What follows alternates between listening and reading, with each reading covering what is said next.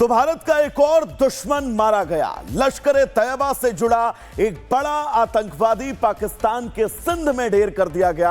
लश्कर तैयबा और जमात का आतंकवादी रजुल्ला निजामनी उर्फ अबू सैफुल्ला मारा गया है। सैफुल्ला को पाकिस्तान के सिंध के मतली फलकारा चौक पर अज्ञात हमलावरों ने गोली मारकर उसे मौत के घाट उतार दिया। रिपोर्ट आपको दिखाएंगे।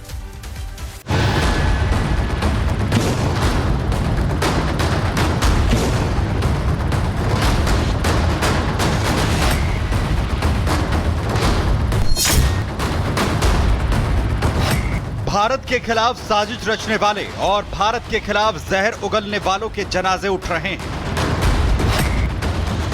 एक एक आतंकी मिट्टी में मिल रहे हैं। कोई भारतीय सेना की गोली से तो कोई अज्ञात हमलावरों की गोली से मारा जा रहा है। भारत का एक और दुश्मन जहन्नुम में पहुंच गया। लश्कर तैयबा से जुड़ा एक बड़ा आतंकवादी आज पाकिस्तान के सिंध में मार दिया गया।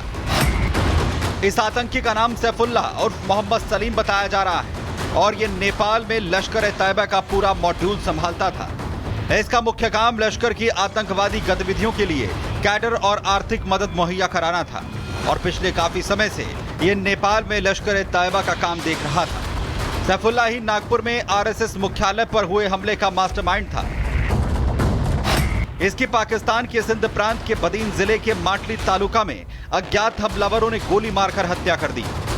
ये आतंकी सरगना नेपाल के रास्ते लश्कर के आतंकवादियों को भारत में घुसाने का काम करता था।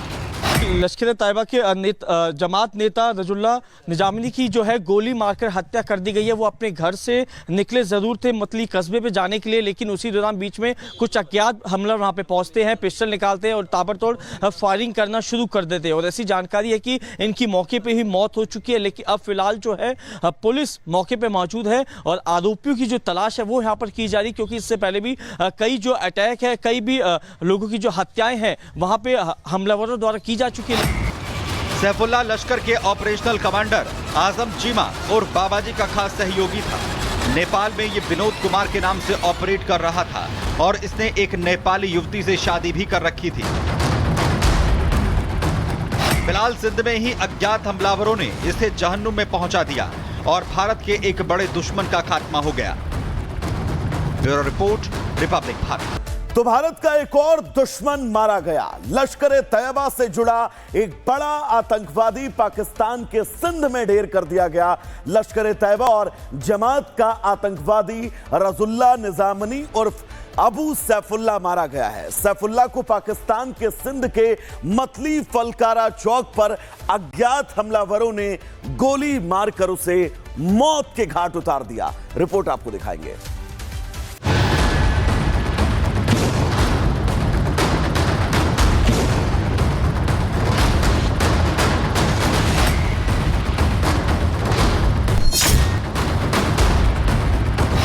भारत के खिलाफ साजिश रचने वाले और भारत के खिलाफ जहर उगलने वालों के जनाजे उठ रहे हैं।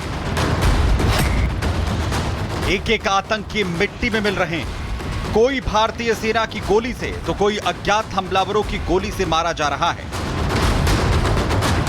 भारत का एक और दुश्मन जहन्नुम में पहुंच गया।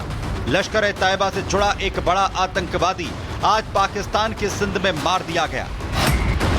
इस आतंकी का नाम सैफुल्ला और मोहम्मद सलीम बताया जा रहा है और यह नेपाल में लश्कर तैयबा का पूरा मॉड्यूल संभालता था। इसका मुख्य काम लश्कर की आतंकवादी गतिविधियों के लिए कैडर और आर्थिक मदद मुहैया कराना था और पिछले काफी समय से यह नेपाल में लश्कर तैयबा का काम देख रहा था। सैफुल्ला ही नागपुर में आरएसएस मुख्यालय पर हुए हमले का मास्टरमाइंड था। इसकी पाकिस्तान के सिंध प्रांत के बदीन जिले के माटली तालुका में अज्ञात हमलावरों ने गोली मारकर हत्या कर दी। ये आतंकी सरगना नेपाल के रास्ते लश्कर के आतंकवादियों को भारत में घुसाने का काम करता था।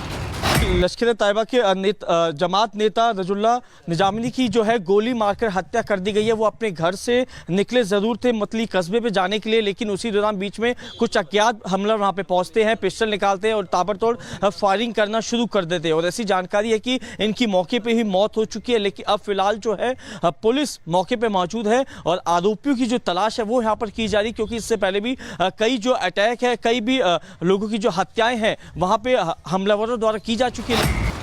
सैफुल्लाह लश्कर के ऑपरेशनल कमांडर आजम चीमा और बाबाजी का खास सहयोगी था। नेपाल में ये विनोद कुमार के नाम से ऑपरेट कर रहा था और इसने एक नेपाली युवती से शादी भी कर रखी थी। फिलहाल सिंध में ही अज्ञात हमलावरों ने इसे जहन्नुम में पहुंचा दिया और भारत के एक बड़े दुश्मन का खात्मा हो गया। Bureau report, Republic Bharat.